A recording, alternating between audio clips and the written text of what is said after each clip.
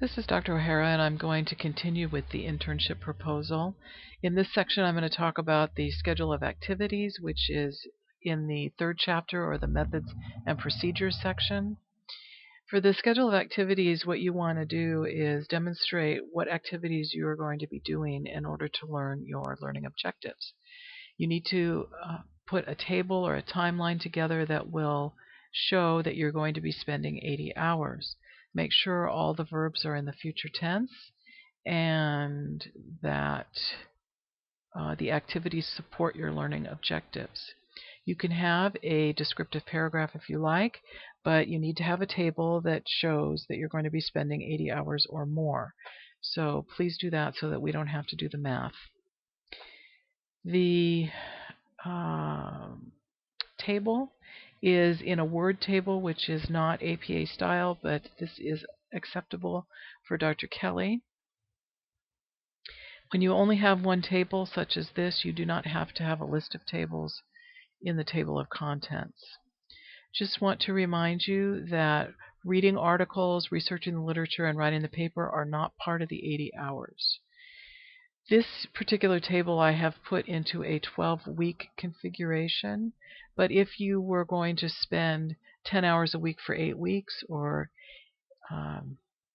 8 hours a day for 8 hours a week for 10 weeks, or 40 hours a week for 2 weeks, then you would change the table to fit your situation. Then we have the learning outcomes. This is so that you will let the reader know why this topic is important to you, either personally or professionally, currently or in the future. You need to say what it is that you do for a living and how this is not a conflict of interest for you. Remember that you're learning about something that you don't already know how to do or that you're not paid to do.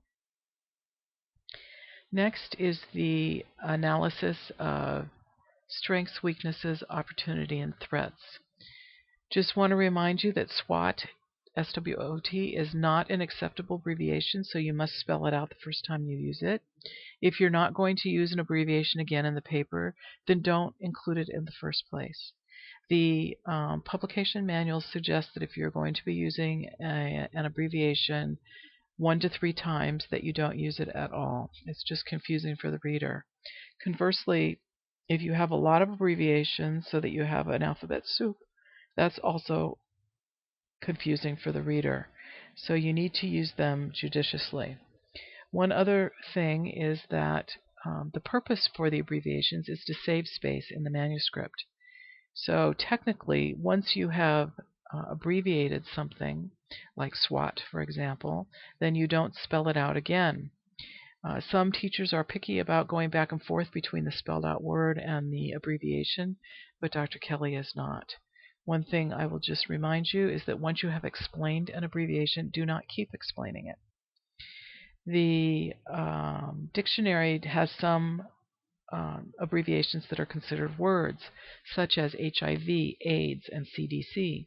So these abbreviations do not have to be explained at any time. You can just start using them. I am going to stop here, and I'm going to pick up with more on the SWOT analysis.